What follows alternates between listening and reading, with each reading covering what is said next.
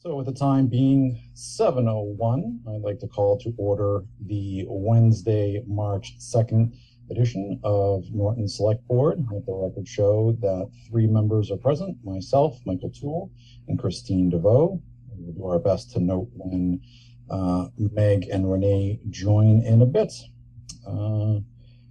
Okie. Pull up my agenda tonight. We have a lot going on.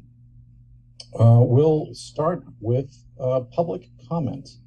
So we'll open that up for anybody in the audience that may have something they would like to discuss, either relating to tonight's agenda or otherwise. Feel free to raise your hand in the chat and I will be able to call on you. Seeing nothing at this time, we will move on. First item of business will be reviewing and approving some minutes. Is everyone comfortable with reviewing these tonight? Yes, I'm comfortable. Okay, same here. So Chair would entertain a motion to approve the following minutes.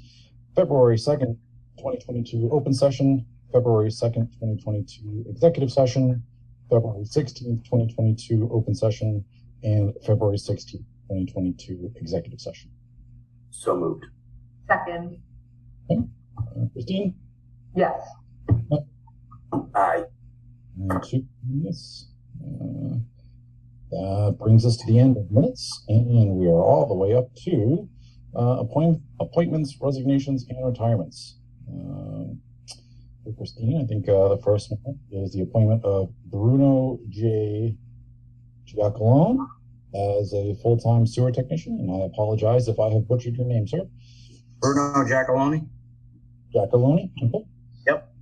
Excellent. I am trying to find the meeting packet and I can't find it. So if someone else would like to, I'll be glad to. this. Thank you. I'll be glad to read it. To the Select Board from Michael Units, Town Manager, February 22nd, 2022. The notice of appointment of a full-time sewer technician. I hereby notify the Select Board in accordance with the provisions of Article 4, Section 2B of the Norton Charter that, acting in the capacity as appointing authority, have appointed the following individual as full-time sewer technician: Bruno Giacalone. J. Giacalone. The appointment was made on February 22nd, 2022, in accordance with the provisions of the Norton Charter, and will be effective March 9, 2022, unless the Select Board votes to accept or reject the appointment prior to said date. I specifically request that the Board's acceptance of this appointment with an effective date of March 7th, 2022. Please be advised me if there are any questions. Michael Units. All right, excellent. Thank you, Michael. Are there any questions I know we have Frank is on, we have some of the water commissioners, if there's any particular questions about this position. Michael? So just for, and this is for my own curiosity, and this question is for Frank. Frank, just what is a sewer technician? Obviously, I mean, the name would think that it's pretty self-explanatory, but maybe you could just give us a little insight. I made him find his mute button, his unmute button. I can answer that. Yeah, thanks, John. I apologize, John. Thanks. No worries. So we've actually been looking for a full-time sewer tech for a few months. The sewer system, as everyone knows, is growing rapidly. We recently lost a person in the sewer system, went on to pursue another opportunity. And our sewer tech that we have right now is probably going to retire sometime in the next 2 years. So we really wanted to bring someone in to learn the system and kind of take our sewer department into the future, into the next few years and beyond that. And we were really fortunate to come across Bruno. Bruno was with North Attleboro DPW in the sewer department for over 5 years. And to find someone with 5 years sewer experience is really difficult to do. We were really lucky, really fortunate to come across him, and we're very excited to see what he can bring and the direction of the department going forward. Great. Mr. Chairman, Mayor. Absolutely. John, does he need does his certifications come over, or does he need certifications? And kind of walk us through that. So he has passed a water license already that does travel. It travels, I think, to 48 states in the country. So he's not going very far, so it comes with him. He does have the sewer experience. Where he was working, he didn't need any sewer licenses. In Norton, we do need, someone needs to have a sewer license. Right now we have a licensed technician, but we're going to want to get him licensed, and I have no doubt that he can handle that. And he's got a CDL hoisting license. He's very well qualified, well-rounded applicant, and we're very lucky to have him. Great, thank you. Seeing no other questions, Chair would entertain a motion to accept the appointment of Bruno Giacalone to a full-time sewer technician. So moved. Second. Christine? Yes. Michael? Aye. And 2 yes. Congratulations, sir. Welcome to the family, and wish you all the best. Thank you very much. Thank you, everyone there, and look forward to working in Norton. Thanks, Bruno. Appreciate it. Thank you. Thank you. Thank you. Next up, wow, these last names are going to throw me for a loop tonight. We'll make that. We have the appointment of Jennifer Soroka as full-time payroll and benefits coordinator in the tax collector treasurer's office. So I didn't get my packet up if you need me to read it. Christine, this is all you, Christine. And I'm sorry, Jen, how do you pronounce your last name again? Soroka. Soroka, okay. Thank you. Alrighty. So, to the Select Board from Michael D. Unis, Town Manager, dated February 22nd, 2022. Notice of appointment of full-time payroll benefits coordinator. I hereby notify the Select Board in accordance with the provisions of Article 4, Section 2B of the Norton Charter that, acting in my capacity as appointing authority, I have appointed the following individual as full-time payroll benefits coordinator in the tax collector treasurer's office, Jennifer Soroka. The appointment was made on February 22nd, 2022 in accordance with the provisions of the Norton Charter and will be effective March 9th, 2022. Unless the Select Board votes to accept or reject the appointment prior to said date, I specifically request the Board's acceptance of this appointment with an effective date of February 28th, 2022.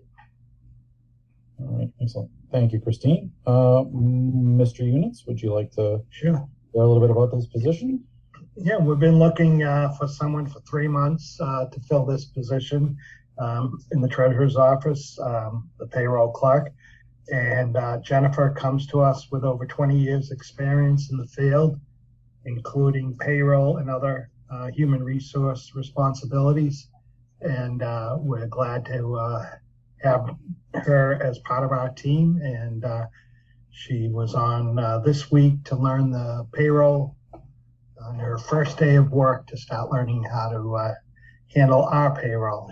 She's handled many payrolls before, but just to learn our system. Excellent. Any questions for Mike?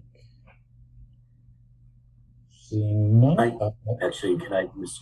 Chairman, I'm sorry, I'm going to slow this whole process down. Mike, I noticed that you, obviously her specialty is within payroll, and that's what her focus is now. But you made an obvious point of human resources. Is there hope that it grows into something more, or That could be a possibility. Jennifer and I have talked about that. We'll see how it works in the future. Great. Thank you. All right. Good question, Michael.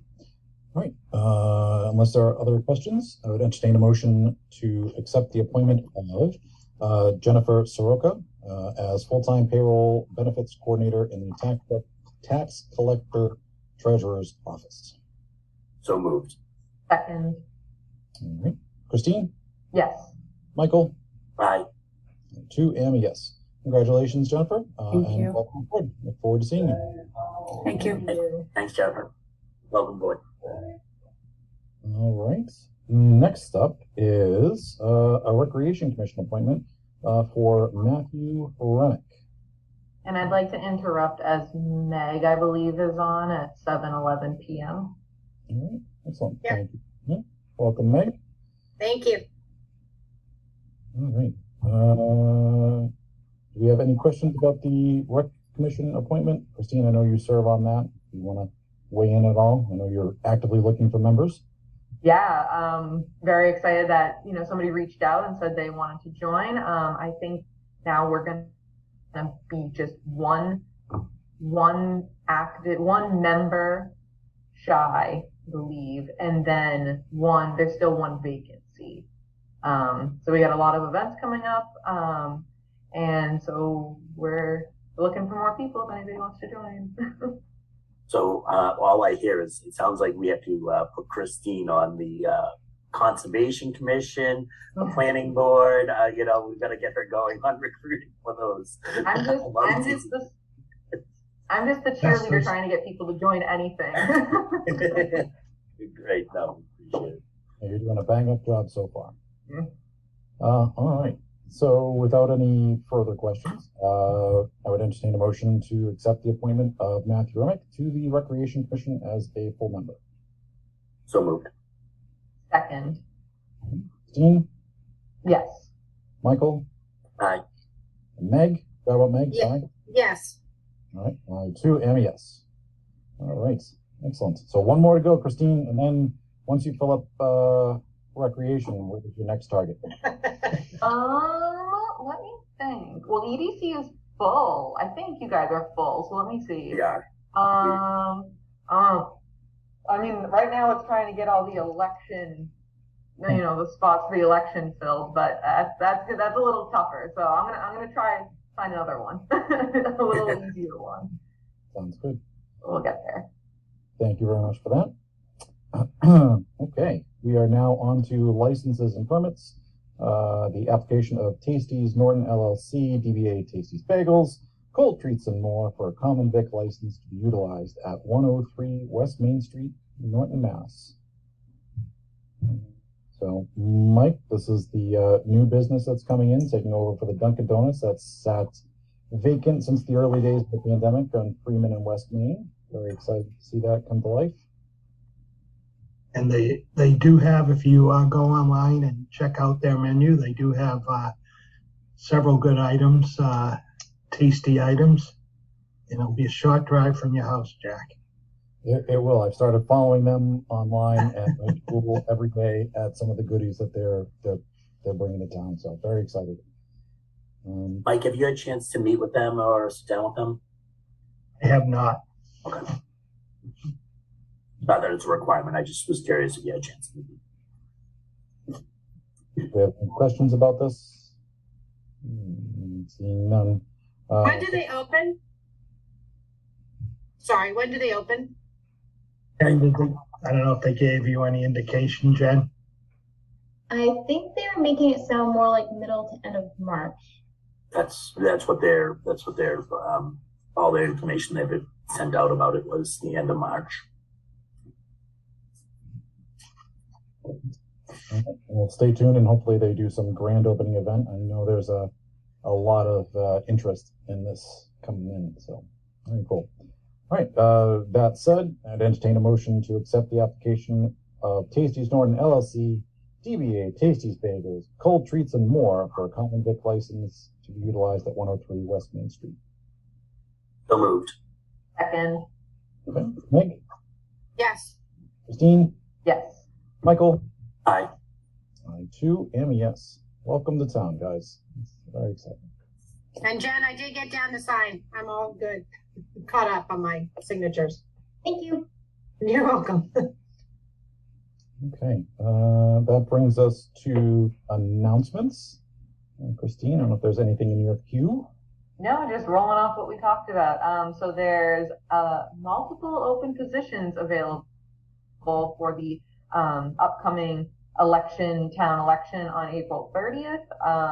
There's 2 positions for the Select Board, 1 position for Board of Assessors 3 years, 1 position for 1-year Board of Assessors, 1 position for Housing Authority 2 years, 1 position Housing Authority 3 years, 1 position Housing Authority 5 years, 3 positions for planning board 3 years, 2 positions for school committee 3 years, 1 position for water sewer commissioner 1 year, 1 position for water sewer commissioner 3 years.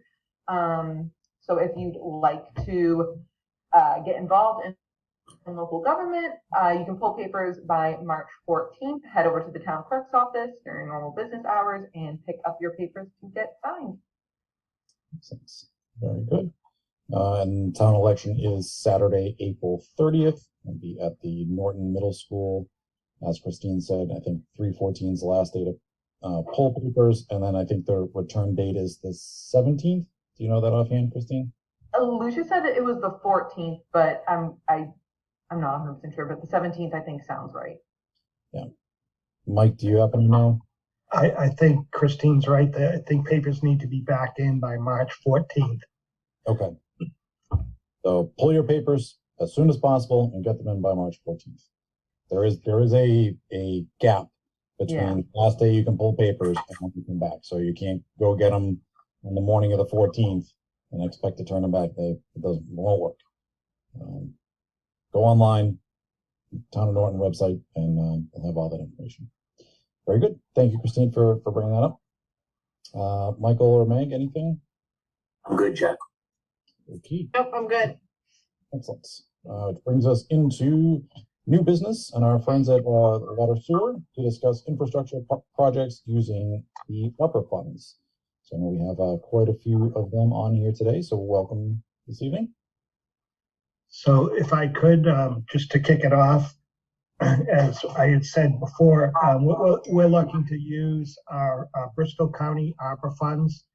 We have $3,874,665 allotted to us through Bristol County.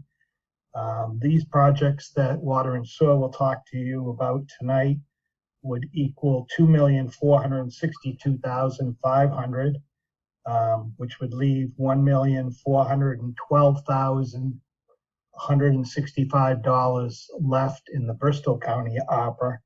And then adding that to our allotment directly, we would have about 3.5 million remaining in ARPA funds to be spent. And one of the main areas where ARPA funds can be spent is water and sewer infrastructure. Some of the other areas we're looking at are public health, economic. So those are some of the areas, and I hope the Water and Sewer can tell you about these projects. I know Tara from Weston Sampson's also on. Yeah, and for context, for those who weren't with us last week, this dialogue is not intended to question the validity of any of the projects. We accepted the funds from Bristol County, and then noticed that the project request is right there, and it represented a fairly large percentage of what was just allocated. We just wanted to make sure that we understood what was being asked for and what other projects may be coming that this money could be used for. So Mike, thank you for sharing that there's still a fair bit left to be distributed after these projects if this goes forward. So I'll turn it over to either Frank or Tara up to educate us a bit about what the project is for. Thanks, Jack. I'll run with this for a little bit as long as my voice holds out. Mike, you don't happen to have the county money request form that I sent over to you. Could you share that at all, or is that something you don't have readily available? It's not really a big deal. Yeah, I have it, but I don't know if I have it to share. Okay. No, that's fine. So starting off with water, we're looking at focusing on something that was in one of our top 5 replacement plans from our 20-year master plan. So South Worcester Street has been a problematic area based on the material there. So there's cast iron pipe that was used, fairly old, and we haven't had a huge break history there, but we have had many complaints in that area. One of the items that come along with the water main of that age is the most of the water service are what's also known as iron pipe, very similar to cast iron, even far more brittle. the connections that are made between the cast iron water main and the iron pipe water service is actually a small section of lead. Lead is something that the EPA is really pushing on after, other instances you've heard about in, across the country. And, the EPA and DEP are pushing municipalities to investigate what to be an area that could have a concern, whether it be based on age of the homes or age of the infrastructure.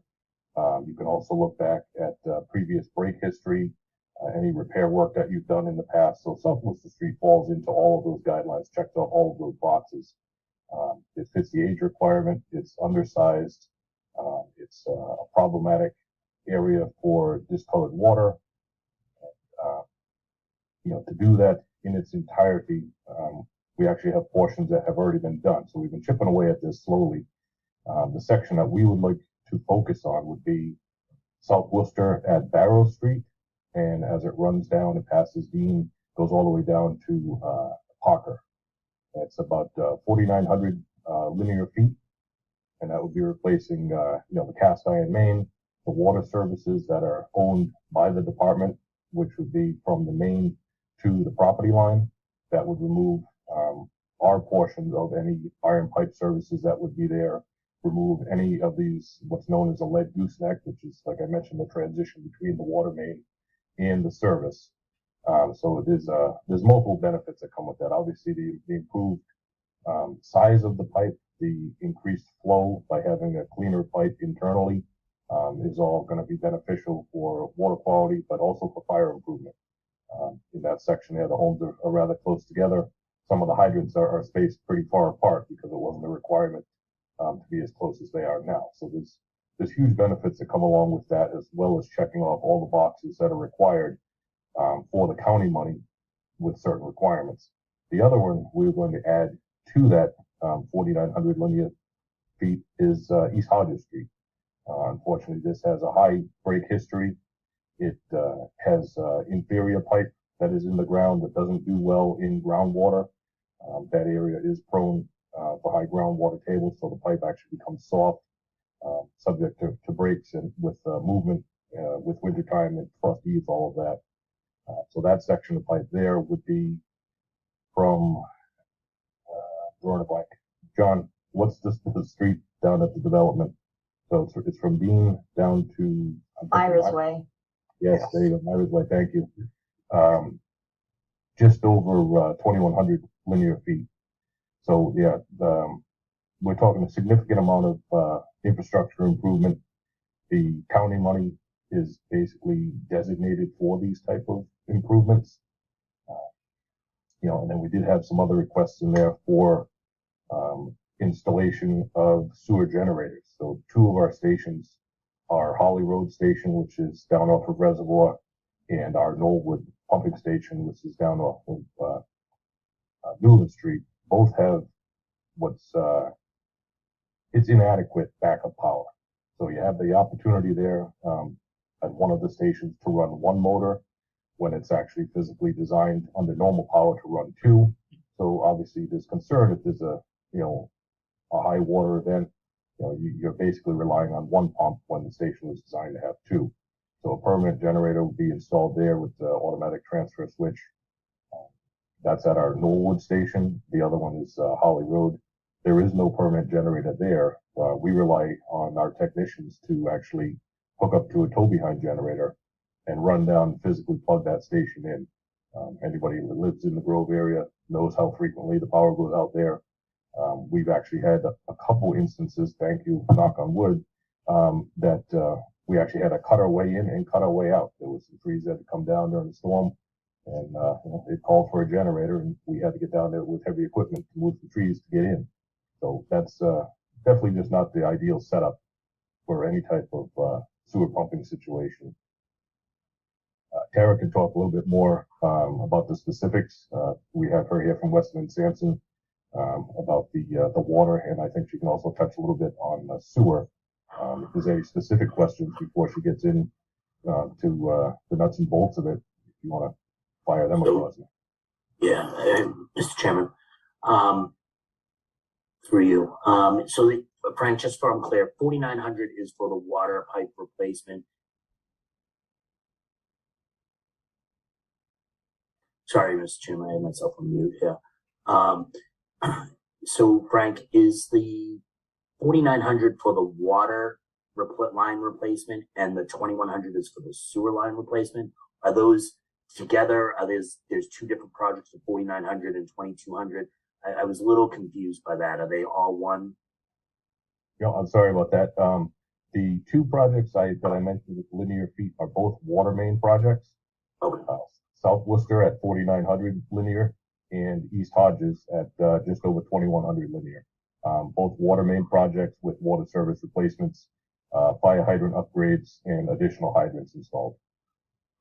Okay, great. That makes a lot more because, you know, right? I did the simple, stupid math of divide the 4,900 into two. I was like, seems like an awfully expensive project per square foot, right? So that makes sense, obviously. And then obviously you talked about the pumps, the additional pumps there. Sorry for the confusion. Yeah, no. Trust me, it's on my end. And Frank, just to confirm the cost as requested, and I do have the form pulled up from our last meeting. Is it still around 2,687,500? Thought I heard a slightly lower number earlier. Numbers have adjusted slightly. Tara may have the most recent number based on cost per foot. So, Frank, that is the number that we had originally put together.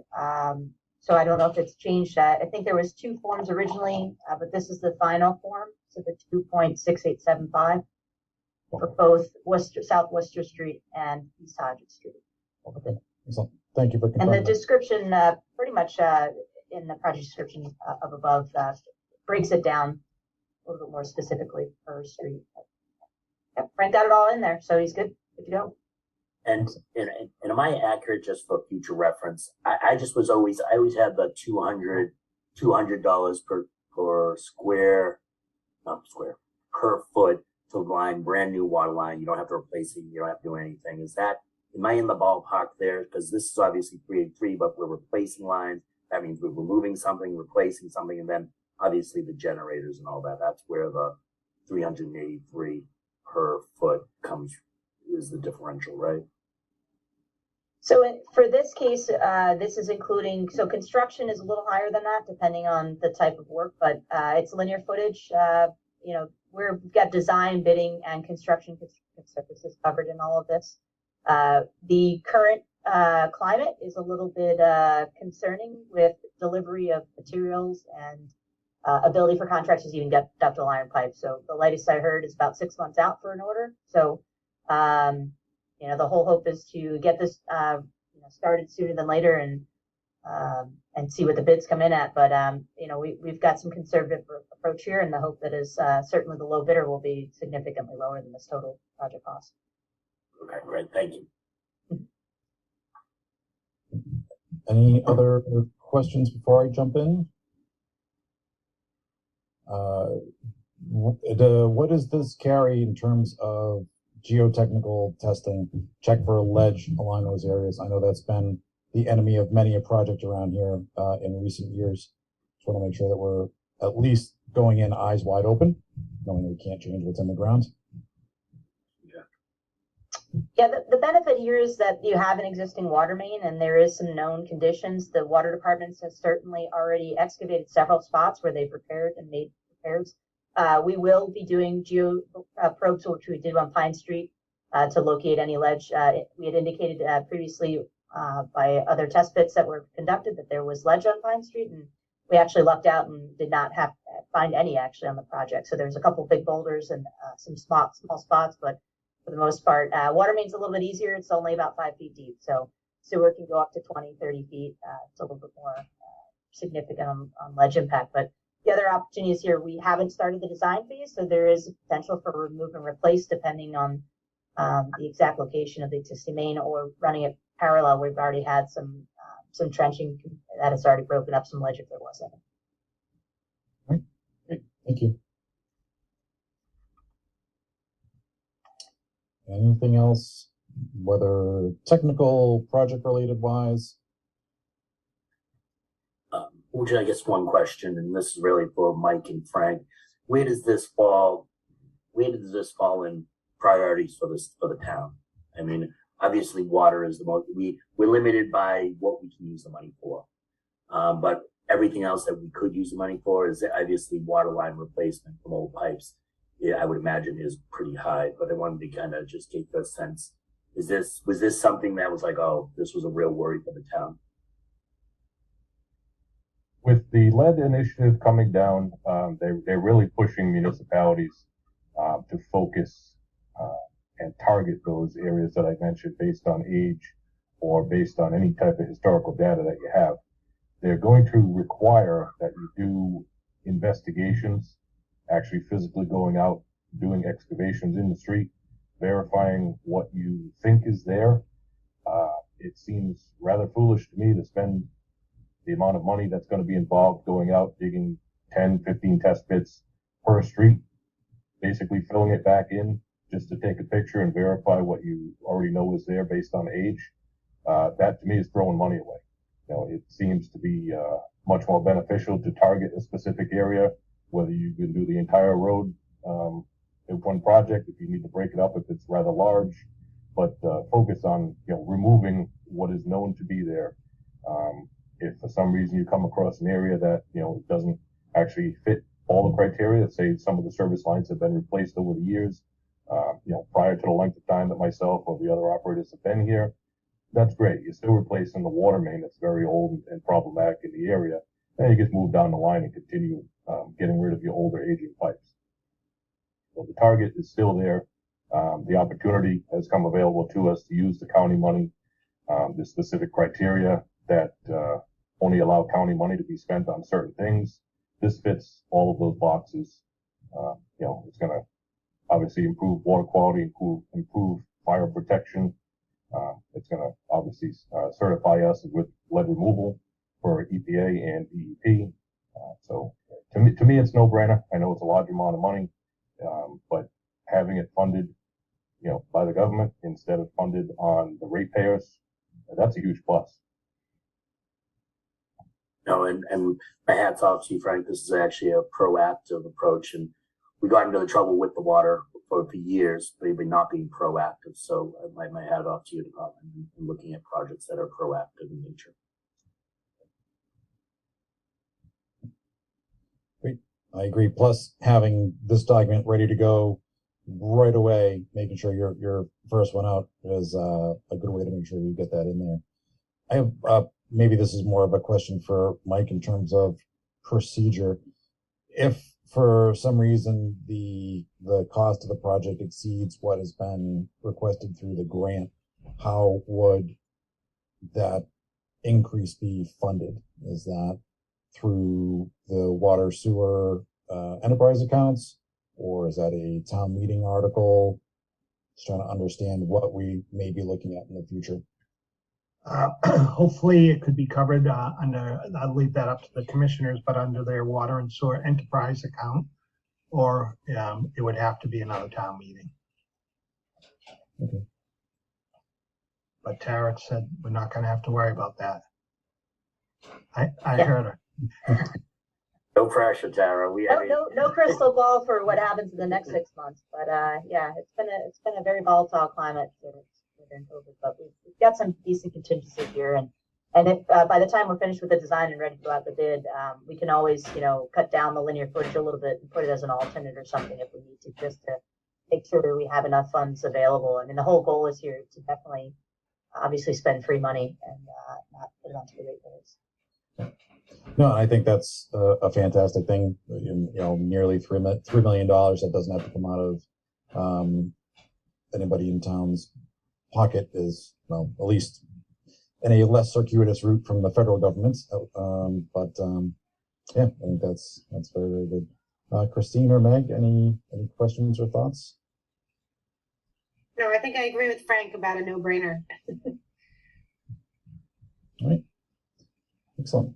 Well, seeing no further discussion, would entertain a motion to accept the application for the ARPA grant to cover water main replacement along South Worcester Street and East Hodges Street as reviewed. So moved. Second. Meg, Yes. Christine, Yes. Michael, Aye. I too am yes. So thank you very much, guys. I appreciate you coming forward and being proactive. Just a quick question. Do you need to vote on the second project, which was a separate application for the sewer pump station generators? I was wondering if it was going to be separate. Yeah. It is a separate, I just see that now. Okay. Assuming no questions about this one, since we covered that earlier, would also entertain a motion to endorse the ARPA grant request for Holly Road and Knollwood Street pump station improvements with new generators. So moved. Second. Meg, Yes. Dean, Yes. Michael. Aye. I too am a yes. Thank you, Tara, for keeping us honest and making sure that we got that one too. All right. Excellent. Like that, get back to my agenda here. I believe that brings us to a close with our friends from Water Sewer, so thank you very much for joining us. And brings us to the spring annual town meeting articles. Mr. Town Manager, take us away. Okay, the main thing here, you know, that the warrant is closing on March 7th. So just wanted to see what the board wants to put on as far as placeholders. I know you had talked about a couple articles, and I just want to see if we're moving forward with that. Mr. Chairman. Yes, sir. This was specifically, I know last time we had the discussion, we said that we would review for the Public Works Department consolidation, Department of Public Works, to put the placeholder on there for that, and then the final, and work on the final wording and all that prior to the meeting.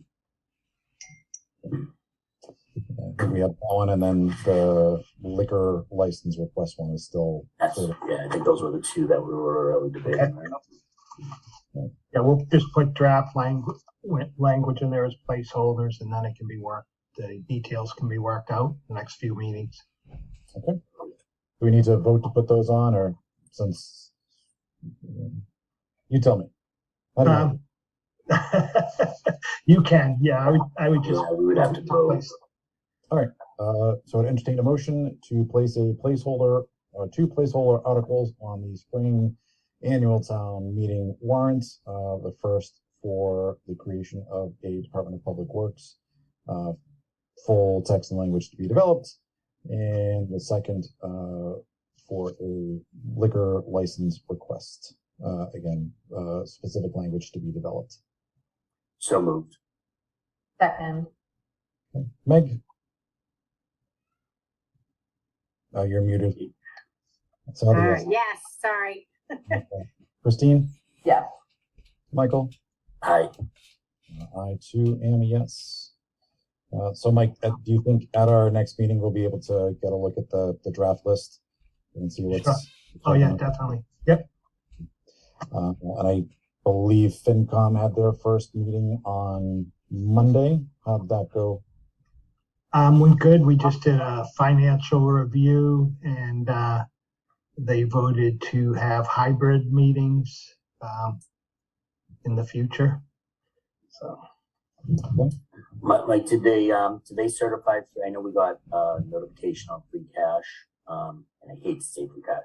I hate that name. But did they certify that at all, or anything? Do they do that, or is No. this just more of an organizational meeting? just an organizational meeting. No, free cash is prepared by the town accountant, and the state certifies that. Okay. Are there any, Mr. Chairman, Sure. Are there anything that you're coming up, or any supplements that you're worried about that you're going to be bringing from them this spring? Well, as I told them, I said, we're coming out of COVID, so we're good to go. Oh, never mind.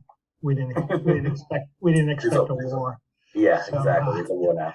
I said there's always things, and it's always tough, but in the end, we figure a way. So we'll do the same this year. So there's nothing that's we there's did nothing talk. We did talk a little bit about before I went to the meeting that night. There was an article about Target offering $24 an hour. I'm like, this is one of the big issues we're going to have in the future, trying to attract employees. It's a competition now. There's always a battle, and we're still the concern, obviously, is fuel and different items that are going up because of inflation. But we'll plug our way through it. All right.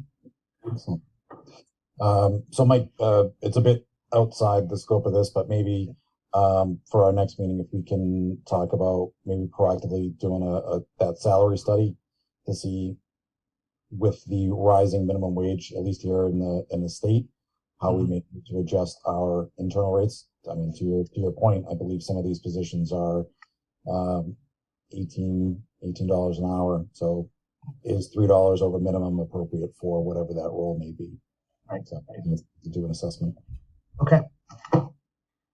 Mr. Chairman, to the town manager, Mike, I know that you're using that consultant. I know that was one of her first objectives. Did she ever get that underway, the salary study? No, we're doing an RFP to hire a company to do a salary study. That was a separate. Mr. Chairman, may I ask you a question? Do you think we should, because of obviously that's going to take a while, the salary study and so forth, do you think we should have as a board just some target towns that we're focusing on that have the same population, have the same kind of commercial development? I know I sent over a couple months to us, but never really brought it up for discussion on target towns that we should be kind of identifying ourselves to make sure we can maybe even do just a quick salary study against some of those target towns. I think that makes sense, right? Because what's geographically adjacent may not be the most relevant in terms of composition. And, I know Mike has done that before with looking at, I think Kingston and some of these other ones have been on there. Yeah. I also, one of the examples that I like is the public schools have access to, I think, the transparency report. And what that does is that similarly links the school district with similar towns. It does that analysis for you. I think, again, that's another avenue to look and see maybe there's some good comparisons that we're not thinking of. Yeah, and I think I sent that over from the state's website. I looked at populations and I chose, I think there were 15 towns that I chose, and then said, okay, they didn't have try to find an average, throw up the high and the low and tax base or commercial, and just kind of really nail us down to 5-6 towns that we asked. If it's all right, may I bring that up at the next meeting, and we can actually have a quick discussion about that, just as for us to kind of see, because I think it's important that we know what our target towns are. Because it's not. I would like to say that we're just like Mansfield, we're just like Foxborough. We don't have the business base as them, and I think our demographics are a little bit different. I fully support that, Michael. I think that's a really good idea. Great. I'll prepare something for the next meeting. Makes sense. Anything else for town meeting? Nope. All right.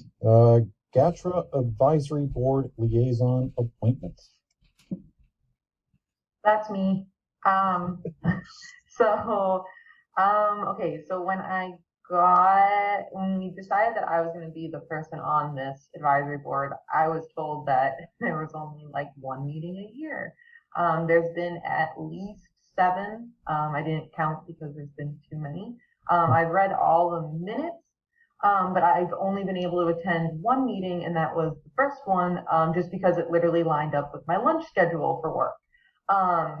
So the tough thing is with working full time, like a 9-to-5 job, all the meetings are 9 to 5, and due to where I work, I can't just take time off, unfortunately. So I would like to hear what the board thinks about possibly delegating this to someone who's not on the select board, maybe someone who works for the town who get paid to go to these meetings. They'll take, time off during their, regularly scheduled, hourly job with the town or salary job with the town. And rather than, there's other people who are on the advisory board who are members of the councils on aging for their town, or members, like an administrator for the town. So it just seems better to have somebody who already works for the town who possibly could just take on this role, rather than having somebody from the select board who may or may not work during these meetings, so somebody can actually attend and add better input.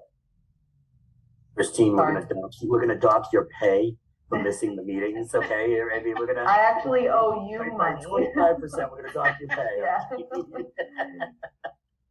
I don't know if that's like an option, but I just wanted to throw it out there. Because there's other advice, like the capital improvements committee that I'm on, that meets after work, I should say later on in the evenings after normal business hours, 9 to 5. So I don't know, Mike, what your opinion is about that. Well, what we should do is try and see if maybe someone that's in town that's retired. That's what we had for a number of years. If someone doesn't step forward, we could look at having someone else that works for the town be our representative. But it would probably be better to put it out there first and see if we can get someone in town like we had before. I have a crazy idea. What is the output expected from our representative on this board? Is it to represent the interest of Norton's GATRA users, or I'm trying to understand what I guess the role of these appointees are. Yeah. So go ahead, Mike. No, go ahead, Chris. So I'll say my part, you say your part, okay. And it'll hopefully be the same thing. So from what I understand it is, the advisory board member is supposed to represent the town as kind of both a user and the interest of the town as well as users. It's kind of like an all encapsulating thing. That's how I understood it. Yeah, and the advisory board's also responsible for the budget for GATRA. Okay. And any changes that GATRA wants to make, the advisory board needs to approve it. Okay. So Mike, have we looked at expanding? I mean, I don't even know if there's demand to expand services in Norton, right? I mean, there's nothing. We just did this year when we added the GATRA to go. The app, yeah. Okay. And I just want to make note, I'm so sorry. I think Renee jumped on at 7:50. That I did. Thank you, Christine. So there is one person that sprang to mind immediately when we think about a dedicated and educated user of these types of services. So Mike, maybe offline and we can come back regarding an appointment. We can think about that, or okay. Yeah. Out to some other folks in town. I agree. I think having somebody who's a bit more available during the daytime is going to be beneficial. As I think all 5 of us work some version of 9 to 5 and often get pulled in many different directions during the day. That's so cute, Jack. 9 to 5. That's such a. I won't that's take so positive. So I don't know what the time zone is in Tokyo, Michael, but something like that. And then May works, I think, 20 hours a day, somewhere thereabouts, most days. It's only 8 a.m. there now, so it's the day's starting. So okay, so we'll circle back to this. So whether it's next meeting or not, I think we can release Christine from her servitude for GATRA. Thank you very much for not just dropping it, but trying to find a suitable replacement. The GATRA stipend's gone. Sorry, Christine. Darn, what am I gonna do? She just lost her forever rider's card. I lost my donut a week. Goodness. Just kidding. Anyways. Nice. Excellent. Well, thank you for that. So that brings up, unless anyone has anything new to add that was not reasonably anticipated. I don't think the developing situation over in the EU is quite something in the purview of the town, so we can leave that aside. So we'll jump right into old business. Per Renee's request, the EDC has not yet had a chance to weigh in on this process, so they have asked us to hold off until a future meeting to discuss that. Is that fair, Renee? If I could, Attorney Greg Corbo is on. He could just give you some ideas that you could bring to the EDC about ways that they, you could do this. That sounds good. Absolutely. Yeah. Welcome, sir. Thank you. Good evening, and through you, Mr. Chair. For those of you who haven't met before, I'm Greg Corbo from Town Council's office at KP Law, and I handle a number of licensing and other matters for the firm.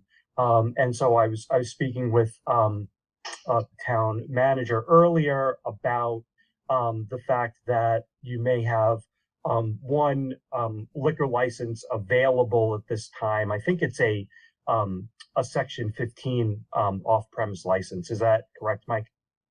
Yeah, wine and malt. Okay, and that you may be thinking about petitioning for special legislation to obtain additional licenses above and beyond your quota.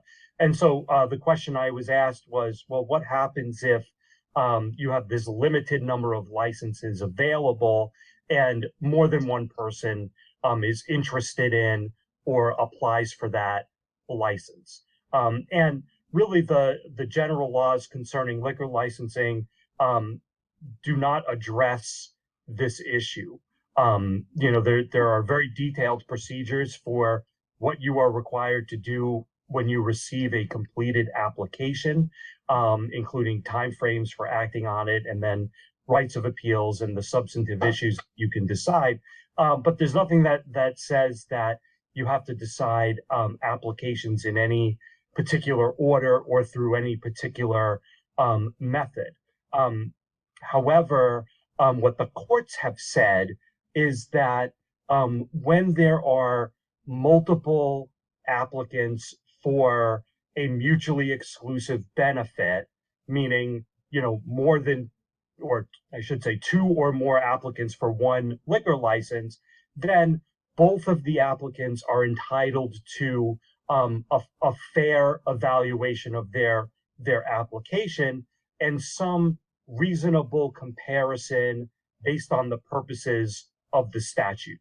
So here, the purposes of licensing is to ensure that that licenses are issued to serve the public good, and you're allowed to consider things like the nature of the business, the reputation of the applicant, the number of existing licenses, the location in which the license is going to be granted. And so when comparing more than one application for a license, these would all be things that you could consider, and then you could weigh, well, this applicant, offers more than this other applicant. And what I've seen occur in a slightly different context with respect to marijuana licensing was that communities have issued requests for application, and before proceeding with considering the actual issuance of the applications, they would follow something along the lines of an RFP process where they would create rankings of the applicants, either as most advantageous, least advantageous, or coming up with a list of criteria and ranking them, each of the candidates, giving them a score of 1 to 5. So, one community I saw, they had a list of factors like, the potential for job creation, ability to contribute to the social life and economics of the town, the location, the viability of the business, and they would give a score to each of those things on 1 through 5, and then the total score, and then the candidates would be ranked based on their total score. And at the end of the day, right, that would either be done by you, the select board, or you could appoint some sort of advisory or screening committee to perform that function, and then that work would be turned over to you, and you would conduct a hearing on each application, and you would take into account the scores that were given in those evaluations, in addition to whatever you would consider in a normal licensing process, and make a decision. And those scores wouldn't necessarily be binding on you, but you'd be expected to have a reasonable or a rational basis for whatever decision that you reach. And so that would certainly be something that you would give due weight to. Now, that's with respect to licenses. The license that is a chapter, I'll call it a chapter 138 license. And in that context, there's a very limited window of opportunity to issue a decision once you have a completed application.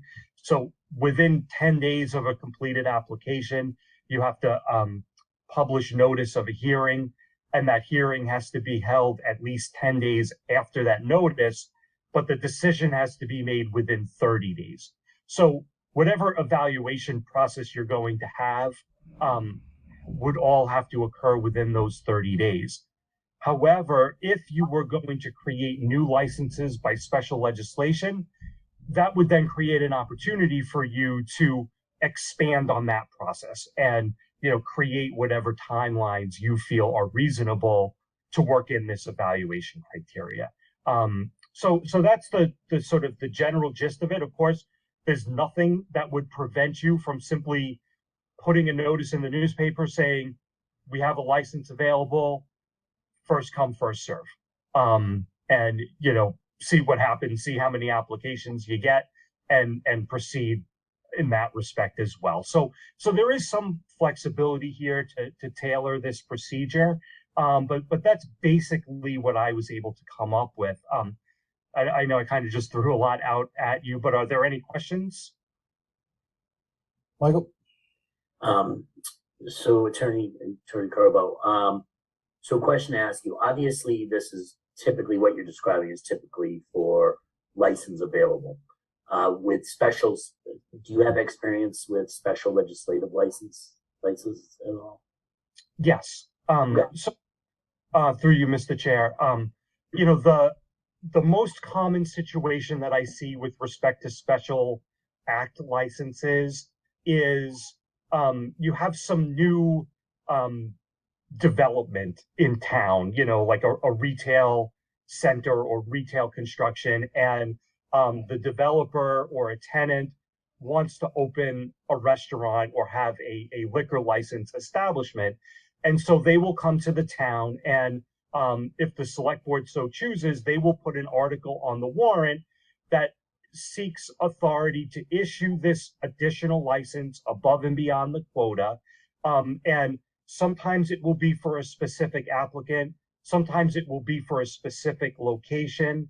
And what it will typically say is that the license is transferable only within that specific location. So it can be transferred to another owner, but it can't be transferred to another location.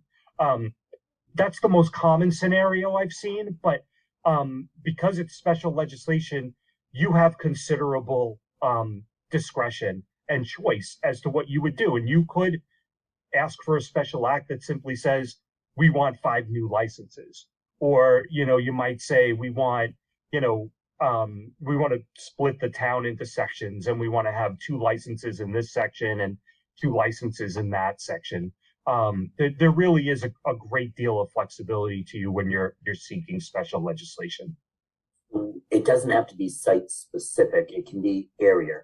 So that's kind of what we're leaning towards our, I think it's our northeast side of town towards Easton. I think that's what you call that. Doesn't have any liquor licenses, and that's where we're hoping to place one. It can be that. It doesn't have to be, all right, this location, this individual. That's cool. Okay, that's good news. Question for you, Attorney Crowell. The understanding that the process as defined is limited to 30 days from receipt of that completed application. Am I inferring correctly that if we did the RFP approach, we could set a date for multiple applicants to submit bids, for lack of a better word, or submit these applications so that we can run those processes concurrently? Because otherwise, it seems my challenge here is I'd like this process to be as well-defined, open, and transparent, and accessible for interested parties. So in my vision, it would be, a 30-day notice period of we will be accepting applications for 1, 2, or 3 new liquor license, whatever the board ends up deciding. Bids are due on such date, or notices of whatever. Can you clarify that for me? Yes. So this is a little bit of uncharted territory. I haven't been able to find any ABCC decisions or case law specifically addressing this, but what I would say that you could do is, if you don't have any applications pending, you could issue a notice that says that the town is soliciting a request for applications for this one available license. And be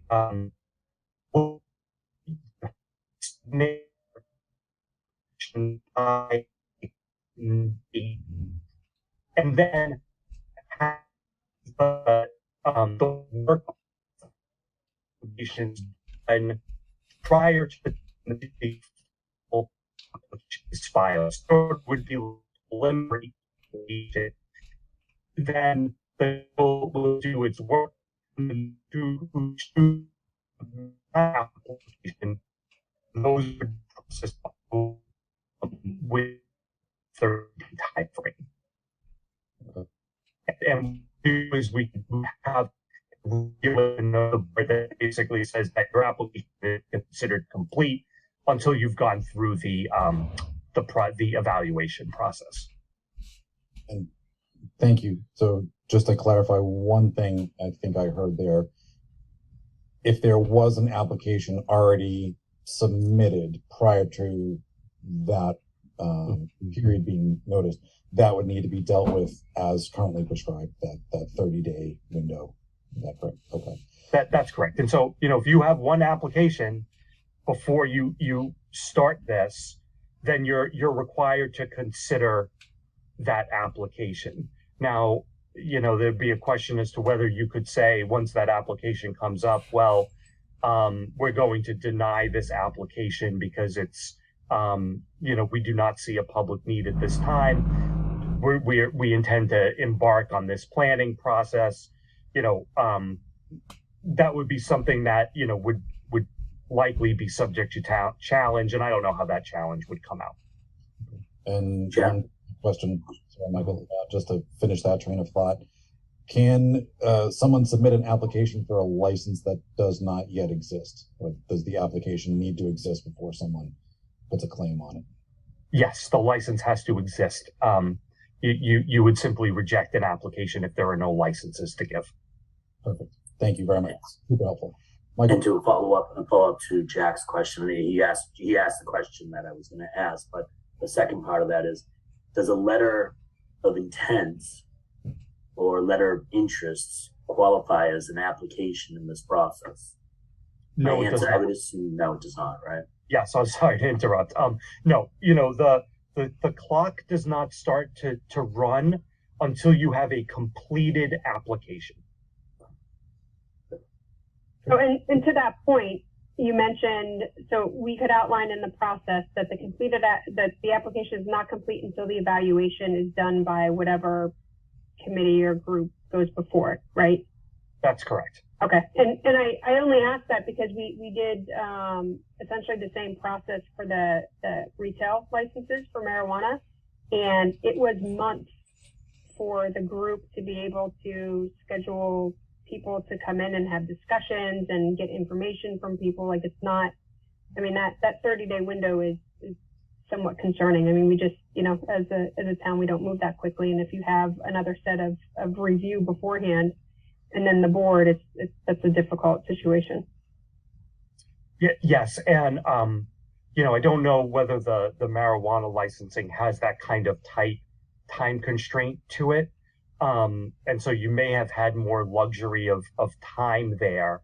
But, you know, I would not suggest that this process be a months long process, in light of the statutory limits that, you know, the statute clearly wants these applications to be processed in a fairly expeditious manner. And so I wouldn't recommend that you have a pre-application process that is more than like a month long. Yeah, no, I think that would be fair. But again, it's, you know, you're talking about groups that are dependent upon volunteers and meeting and schedule times, right? So, I mean, we ran into situations where we had to go back and ask for documentation, and maybe that just leads to, you know, part of the evaluation where they're not a recommendation because you couldn't evaluate them. And to Renee's point, or I guess to support that, if we go down the route of, you know, setting that date and then a dedicated 30-day window to review, the dates for those meetings could be discussed and agreed to with the boards ahead of time, and then included as part of the communication that if you intend to submit, the EDC is meeting on day 9 after things closes, your public hearing will be on day 15, and then the final decision will be made on by day 30. So I think there's an opportunity to sort of work backwards from that. That's right. And then, there's some administrative burden on you, right, to get your committee to meet on that schedule. But then, assuming you can get your committee to meet, then the risk becomes on the applicant that if you don't give the committee what it needs, you're not going to get a favorable recommendation. And then at the end of the day, that might not prevent the select board from making a favorable action, but it's not going to help their chances.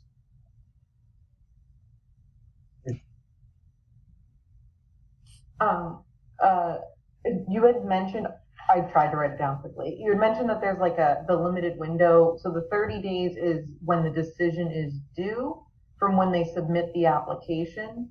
Is that what I heard right? That's correct. So once they submit a completed application, you have 30 days to render a decision. And within that 30 days, you have to hold a public hearing with 10 days notice.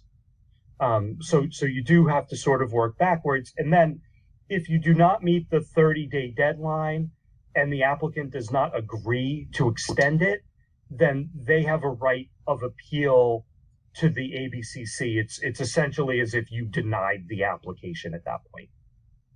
So the thing that I'm trying to understand is if we were to say, and I think this is what I'm following with everybody, if we're saying there's going to be a available liquor license, it's being released on April 1st. That means anybody who wants to apply can apply up until, or say we're accepting it the 31st to May 1st. We're accepting the application. But if somebody sends it on the 2nd, we have to have a public hearing by the 12th. And then if somebody sends it in on the 5th, we have to have a public hearing by the 15th. Is that what I'm following? Is that the correct way that it would go if that was the case? Well, if someone submits an application on April 1st, by April 10th, you have to publish the notice of the hearing, and then you cannot have the hearing earlier than April 20th, and then you have to reach a decision by April 30th. So is there a way to work around, like, if we were to, like how I think other members have been saying it, like kind of open it up as like, here's fair warning to everybody and whoever wants a license. Is there, I don't see like a streamlined way to do that, unless there is, and I'm just missing it. Mr. Chairman? Yes, Mike.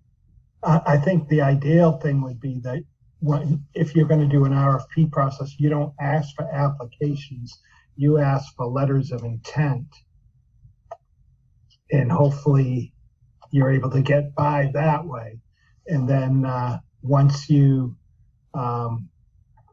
do that review process, then you ask whoever you think is best to go before the Board of Selectmen, the Select Board, to submit the application to the Select Board then. I'm not sure it will work that way, but that would be the best scenario. But then if we did that, right, and we didn't define that the application wasn't complete until the 30 days, if somebody submitted an application, then we would have to process that, and then the whole review goes out the window. So I like the idea, Mike, but Renee, there's no license. I think we'd have to be cautious. No, when we have a license, like, honestly, I think that what we need to consider, right, is having this process to find dates available that as soon as, if it's, it's going to go through town meeting, if it's approved, and then Greg, how long before in between the approval from the town and the state typically? It's hard to say, I mean, you're kind of at the whims of the legislature at that point. I've seen things happen relatively quickly. I've seen them take almost the whole year. So it is hard to say. But what I could say is that if we're talking about special act licenses, I would suggest that we work this procedure into the special act, because by special act, you can vary the terms of the statute and create a longer period of review. And so for those licenses, when you're ready to bring that special act to town meeting, I would suggest we make that procedure part of the special act, so there's no ambiguity. If you have let's say one of your existing licenses gets turned in and that license becomes available, what I would suggest is that you have a regulation in place that says that the application is not going to be complete until X, Y, and Z happens.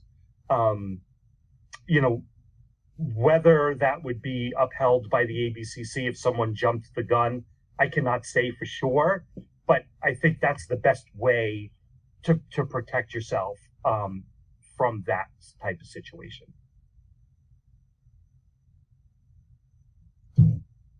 So either way, it sounds like we would want to make sure that the process is defined, right, shortly after it was passed at town meeting, to make sure that once it actually became, we could take immediate action. Greg, is there any need, I know within 10 days we'd have to post, or we have 10 days before the public hearing to post notice.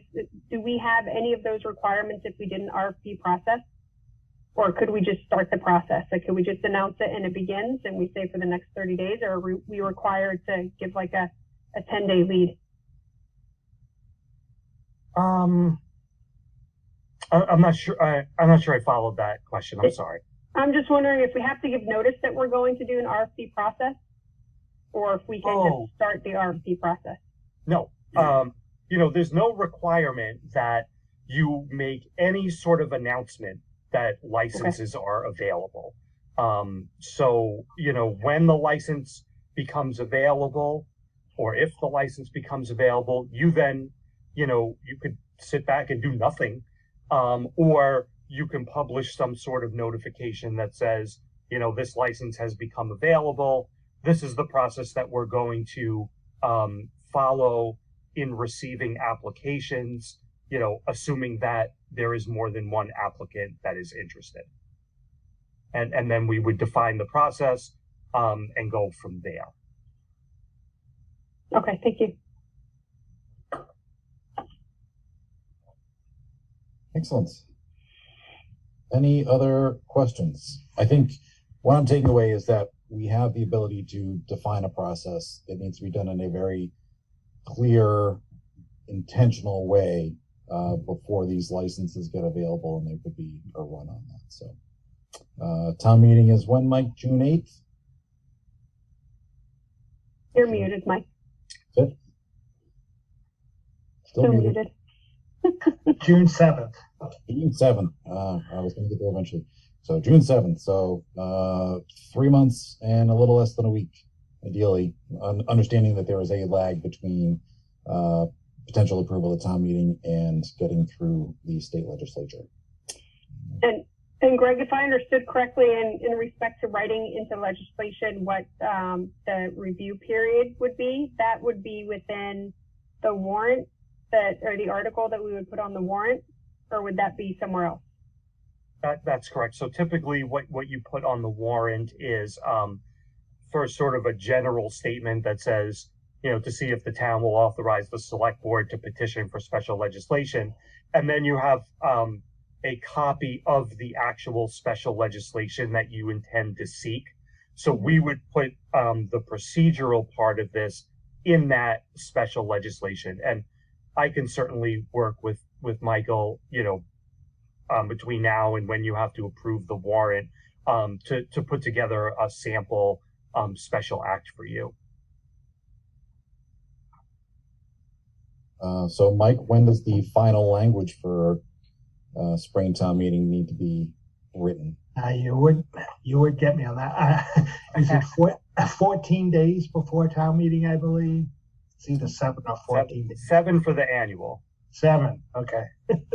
Right. Thanks, Greg. So we have, with that understanding, we have just under 3 months to try to get this language written. So let's keep this top of mind as we move forward. Why are you laughing? I'm laughing because when you say it, it sounds so long, but what happens? All of a sudden here. Yeah, exactly. It is terrifyingly close. Yes. So we can walk away and perhaps I don't mind taking a stab at outlining a process. How does the board feel with setting up that RFP type process with a certain to either accept the letters of intent or the applications and setting the deadlines within that 30-day window after that?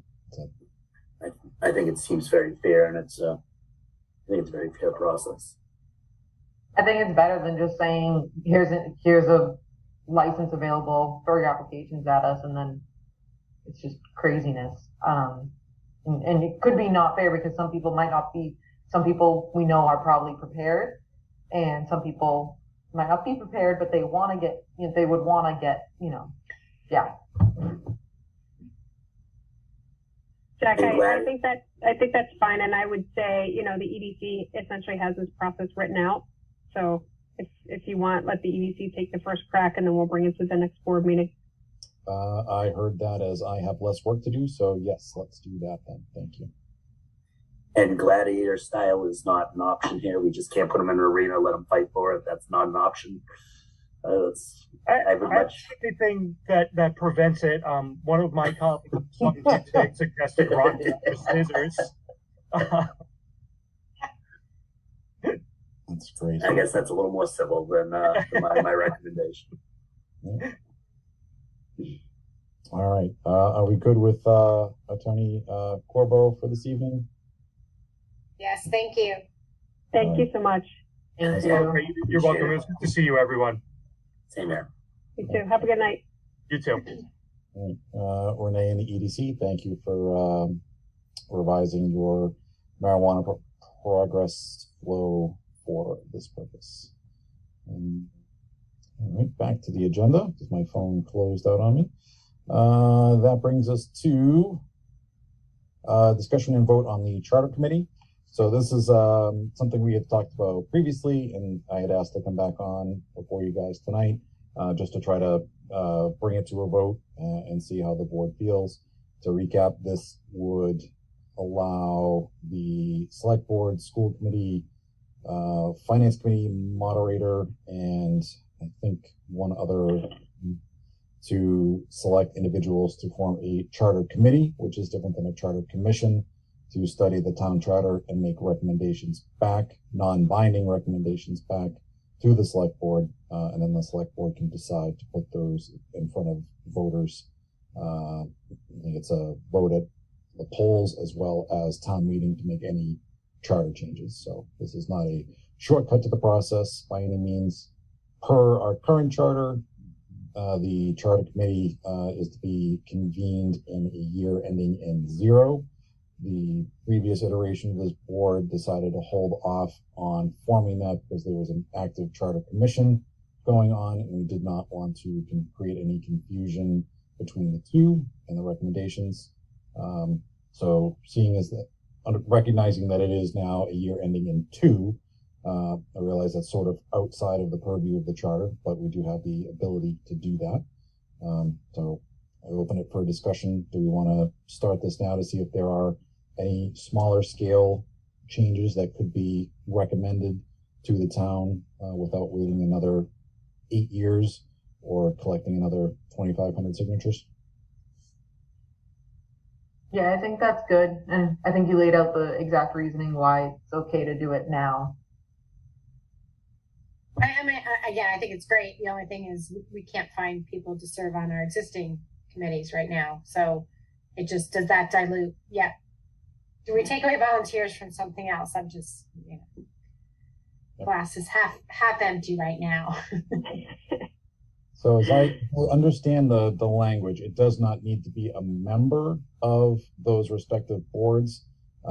It can be, or it could be somebody that they appoint, whether it's a volunteer. I think there's very few restrictions as to who can't be on there, if there are any at all. Does it have to be a Norton resident, or could it be a Norton employee? I think it has to be a Norton resident. Okay. I'm gonna try to put the charter here while we're talking. So Christine, if you said something, you're muted, or said something to us. It was like under my breath. I said, that's a good question. Jack, I mean, I certainly am in favor of this. I think that, it's been 10 years, and I know reading through some of the bylaws that, or the charter, that there are areas in there that I just think are, generally outdated. And I think that there are some other good takeaways that, it's not about changing the government. It's just about making improvements. So I think it's an effort worth pursuing, and perhaps it has to be contingent upon, getting people to volunteer to do it, getting the group together. Thanks, Frank. Michael? I think I'm a little different on my opinion on this. I know that they put a lot of work into it before, and they were really focused on the form of government as this, but I know that they looked up and they had the options of bringing those things as separate issues besides the change of form of government, and they didn't separate them. So I would tend to vote that, and I think it was the process was a very, I don't think the town has the stomach to go through another charter process right now, in my opinion. Hey, Mike, can I ask, do you remember in our initial discussions of the town meeting and certain things, didn't we identify a couple areas too that, I don't want to say it hindered us, but it certainly made it challenging for us to do certain processes within the tasks that needed to be done for town meeting? Does that sound familiar? Like, I feel like there was an item or two where we had said if we had an opportunity to change the charter to allow, maybe it was like to allow town meetings outside of April, May, and June. Does that ring a bell to you?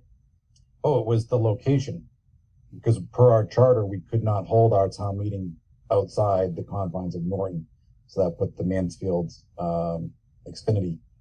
I don't think that actually is a town charter issue. I think that's a state issue. Yeah.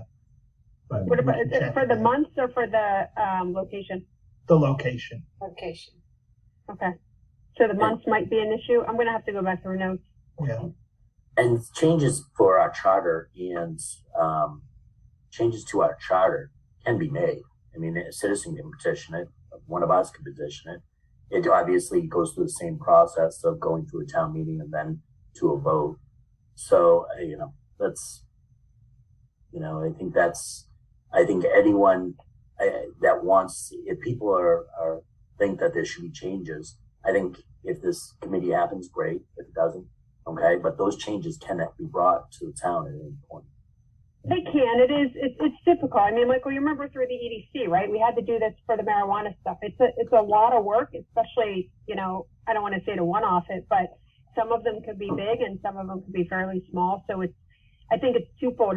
It's a lot of work for those involved, and it's a lot, like, if you're communicating individually to people, like, I think it's a lot versus presenting them with a package. I just think it gives us an opportunity to make some present day changes, right?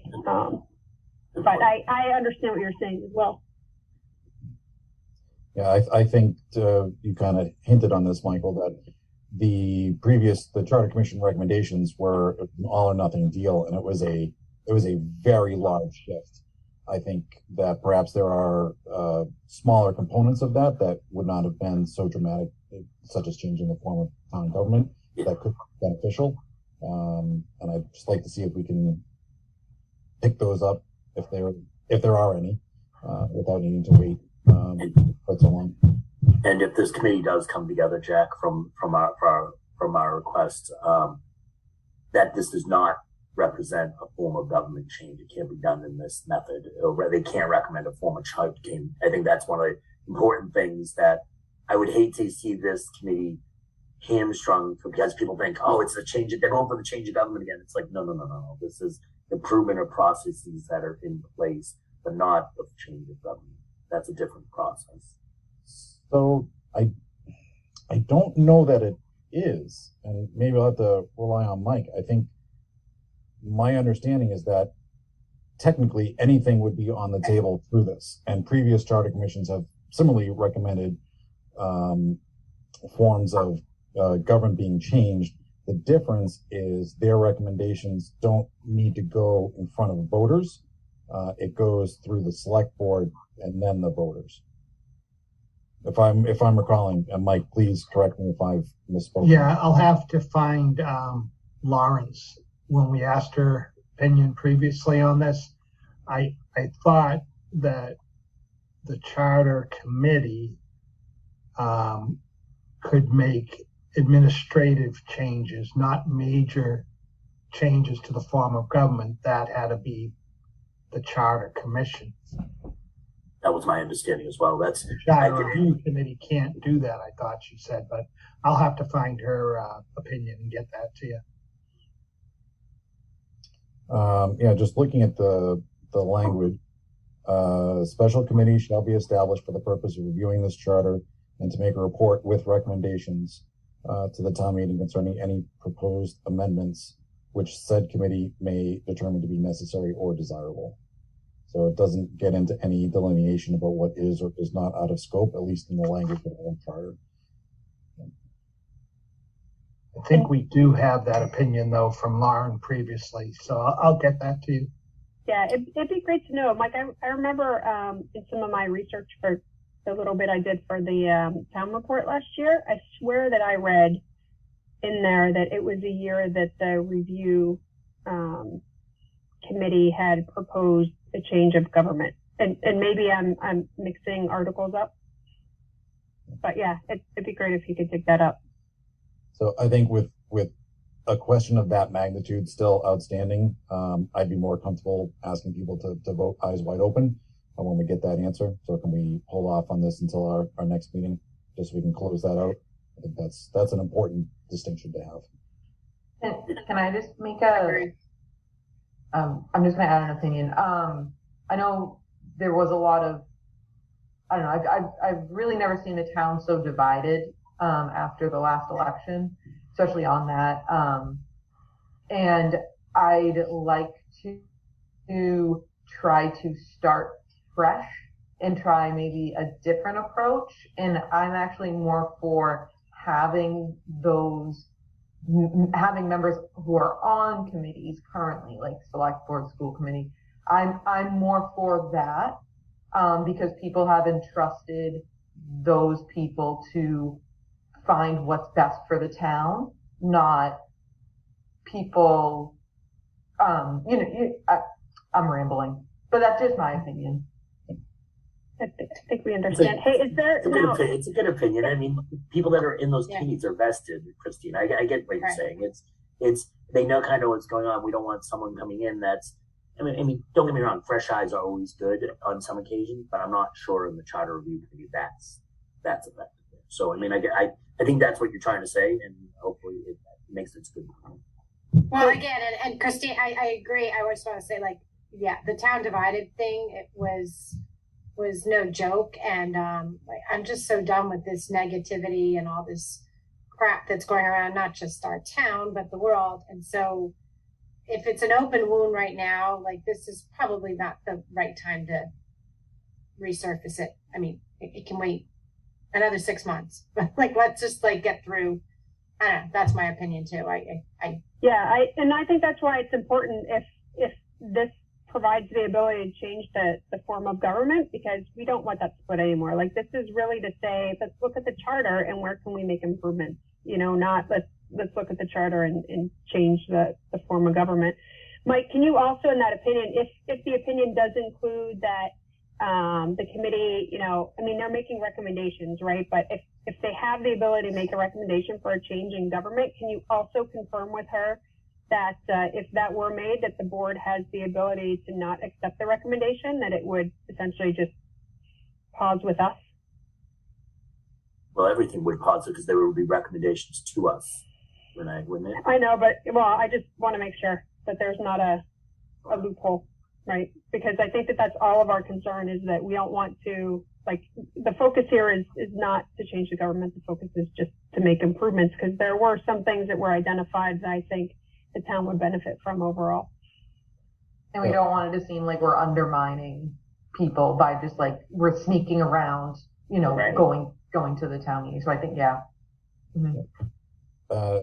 And to kind of further Renee's question, Mike, if you could ask Lauren if if we can set any boundaries on their charge, to say that the charter committee is formed to review X, Y, and Z, but not the form of government. So set that from the beginning rather than getting to the end and pushing off their recommendations.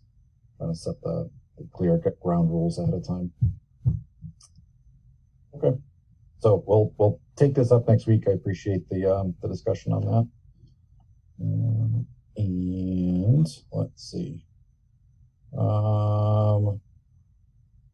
Jen put this one on because I'm in trouble. An update on select board submission for the town report, cover photo, dedication, and select board annual report. So, Jen, I'm sorry. I know you have been beyond patient with me for writing the report. I hereby promise that I will get it to you by the end of the weekend. This weekend. This is on the record, I'm never a scout, but I'm a Star Trek nerd, so I'll do the Vulcan salute. You'll be getting that at 11:59 on Sunday evening. So that's the annual report. So that's me. The cover photo and dedication, that is more, in my opinion, a group decision about what we want to do. Usually there is a photo of the select board that's on the cover. My personal opinion is I don't need my face on a cover of a book, but if that's tradition, that's what I want to do, that's fine. I think something scenic, a picture from town or something along those lines would also get the point across. Leave that for discussion. I do think the Zoom would be funny, not funny, but it is everyone's reality these days. So it just seems appropriate. Yeah, I still like the headshots and set it up like in Zoom windows. Yeah. Oh, like send in our own pictures. Oh, yeah. My God. Oh God. Doing it. Yeah, I get like where people are coming from with they want to see our faces, so then when they see us around town, they know who we are. And I'm like, great, but I don't Who know. said that? Oh, just words, birds. So that I get it. I'm fine with the Zoom. They can see my face. They can find me around town. It doesn't matter to me. I really would honestly love the scenic picture, but that's just me. But I'll do what everybody else wants to do. So I do see a hand from Dan Pearson, so we'll get to you in just 1 second. Just leave it for Michael and Renee to weigh in. Ladies first, Renee. I weighed in. Oh, okay. I thought I weighed in with the headshot and the Zoom thing. I think it's I mean, to Christine's point, like it's the board. It represents the board. If that's what the people would want, I don't see why there's an issue with that. I mean, we can always, all the restrictions are being lifted too. We can always decide that we're going to go in. I don't know if we can get the photographer scheduled, but go in and do a quick photo. I kind of, to Meg's point, I like we've been in Zoom world for almost 2 years now. Like, I do like that. Maybe we can do it with a background of a scenic image behind us, Jack, and get, 2 stones in there. Sure. All right. Michael, to you. Really, I'm not overly passionate one way or the other. I would love to see us as a group photo, because it does, there is a history, that we have here, and looking at the board's history, and I'm not sure if anyone would even care a year from now. Forget about 20 years from now, but it is something to say that was a board. That was the board. So I'm picking up on a consensus that a group picture is probably the way to go, and the question is in person or Zoom. I mean, sorry if I'm rude to anybody, but seeing how it's really hard for us to get together to like sign things. Who knows when the picture will get done? I would be very content if at the end of all of this, we just do a Zoom picture and then it's done. And then Jen can check that off her list. Our next meeting, is it too late for our next meeting? You don't have a jacket you could just throw on, Michael? Boy, Renee, come on, really? I think I heard a giggle from Jen there. No, I'm surprised it was only Jen. I mean, really? Are you asking me the question if next week would be too soon to do the Zoom photo? Well, is it too late to do the Zoom? Oh. No, I guess we could figure out something. The other thing is there's the Alan Litchfield. He does all the photography for Norton Sports, and I could ask him. He would definitely do it. So if we wanted to do a quick group photo, just pick a time, and he's in Norton. He could just meet us down there, take a shot. Call it a day.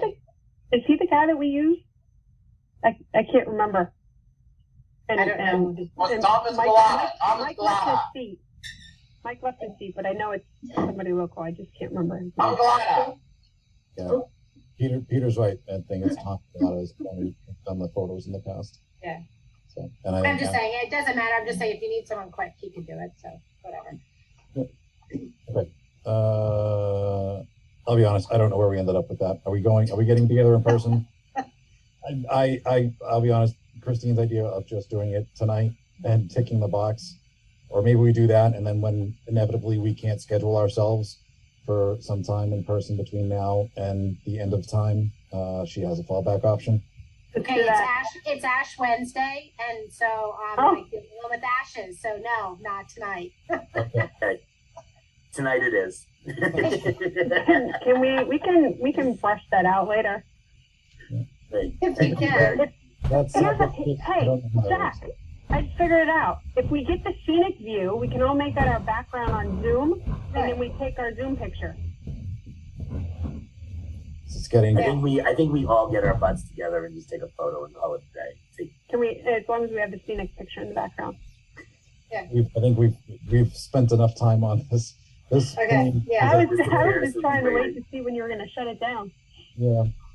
For me, this is a scheduling question, so we can pick that offline. The last part is the dedication. So typically that is to an individual or individuals that have a history of service in the town. Last year, I think, Renee, you wrote up Mary Steele. Similar to with the Zoom, we've talked previously about how this past year in particular has been very different. We talked about perhaps recognizing frontline workers as opposed to any individuals. We can certainly do both. I know, I think Michelle had passed along a few names that may be worth considering. How do we feel about that? And do we have any volunteers to write that? I like the idea. Yeah, I like the idea. I'm happy to write something and you guys can react to it. Okay. So frontline worker. Well, what's my deadline before I volunteer this? Sunday, 11:59. 11:59 Sunday. There you go. I think honestly, I think it was sometime in December, Meg. Okay. We're way behind. Christine's definitely going to be checking on that. I know she's a stickler for that. I think we're 2 months ahead, so Jack, right now. We're in a good position. Don't encourage him. I've already given you my vote, and so we're good. But I'll take the first stab, but I want everyone's input, so. Okay. Awesome. Got it. Workers, Meg, thank you very much. Me by Sunday, 11:59, and picture TBD offline because it's a picture. It shouldn't be that hard. Let's just plan if we can't coordinate in person over the next 2 weeks that we come to the meeting next week ready to go. Even if maybe we join early and then we do it before we let others in. Sure. Yeah, will we have to do an executive session just for a photo, Mike? It seems. Wait, why are you saying next week? We don't have a meeting next week. I'm sorry, Meg. I meant next meeting. All right. Because it's Mr. Norton High School NHS night, so that's where I'll be. It's a high school. Very good. All right. Thank you for the discussion, everybody. We'll get there. And Jen, you have the patience of the mother of a toddler. So thank you very much. Years of training. Okay. Mike, we'll turn it to you for the town manager's report. Let's see, one item for the SAFE grants. Sure. Just to let you know, the Department of Fire Safety has provided the fire department with 2 grants. They're both SAFE grants. One is for work in the schools, and it's to teach fire and life safety to young children and buy supplies for handouts and conduct tours for the classrooms and civic organizations and do demonstrations for the public.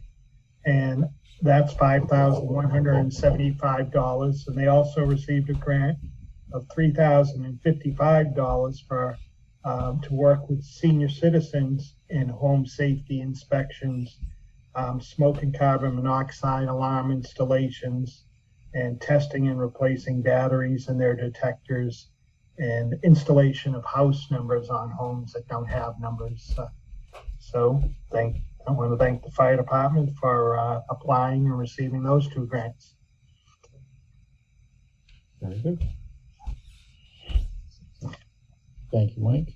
And I just now realized that Dan Pearson did have his hand up on the previous matter before I moved on. So Dan, I apologize.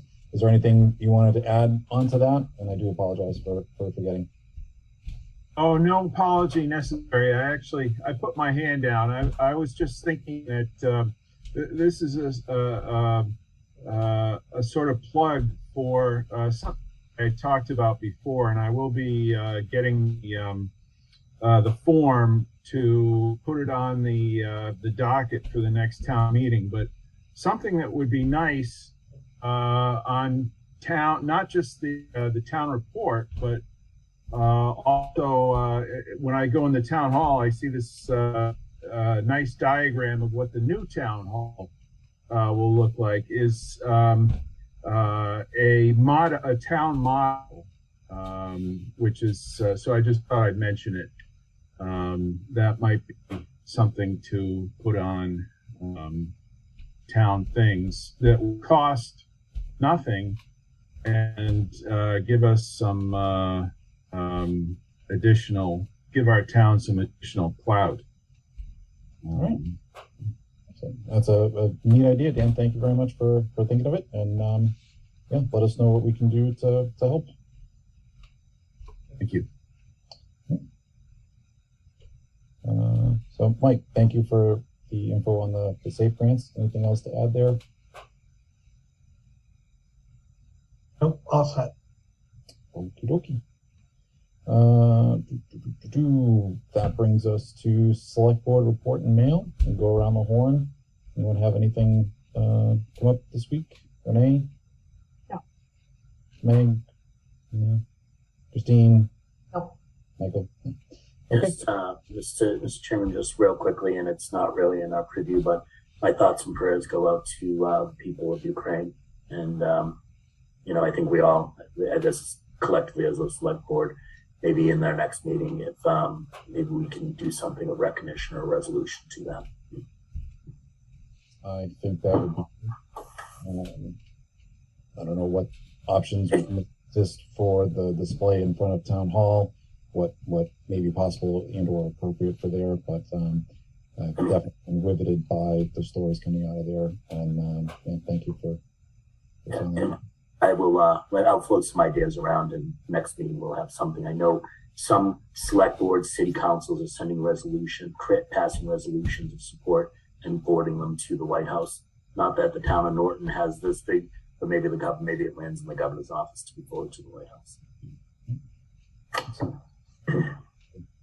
Thank you. All right, on to warrants. So I've approved payroll warrant PR 22-18. The week ended February 19th, 2022, and warrant dated February 24th, 2022, in the amount of $1,537,581.87, as well as invoice warrants AP 22-35, dated February 24th, 2022, in the amount of $1,190,867.98, and invoice warrant AP 22-36, dated March 3rd, 2022, in the amount of $1,589,730.44. Our next meeting, as discussed earlier, is set for Wednesday, March 16th. Mike, do you, or I guess we'll discuss it as the board, do we need to have joint meetings with FinCom with town meeting coming up? I don't know when the appropriate time may be to start planning for that. It is budget season after all. That's up to you. You can any members can attend. They'll start reviewing the submittals that we received next week, and recommendations won't be till later in March. Okay. So I think, as per what we've been trying to do, is have the select board weigh in on articles before FinCom is asked to do so. So it sounds like we have some time before those recommendations are coming in. So it sounds like we have some time to think about that. Okay, very good. Is there any other business to come before the board this evening? Seeing none, we do have an executive session. The second matter that is listed on our agenda regarding the property located at 20 Commerce Way will not be discussed this evening. Been asked to give that a bit more time. So bear with me while I find the declaration. You had it right here, Jack. If you need to share my screen. Nope, I just found it. So I declare under General Laws, Chapter 30A, Section 21, a3, that the purposes of the executive session will be to discuss strategy with respect to litigation, i.e. Bella Music, and to discuss litigation with respect to the property located, oh, no, we're not doing that, because the discussion of the strategies in open session could compromise the purposes of the executive session, and with the board to not return to open session at the conclusion of this executive session. Mr. Chairman, I move that the board move to executive session under General Law, Chapter 30A, Section 21, subsection A3, for the purposes and reasons declared by the chair yourself, with the board not to return to open session thereafter. Second. Okay, so roll call vote. So Meg, Yes. Renee, Yes. Christine, Yes. Michael, Aye. and Sue, and a yes. I'd like to thank everybody for joining us this evening.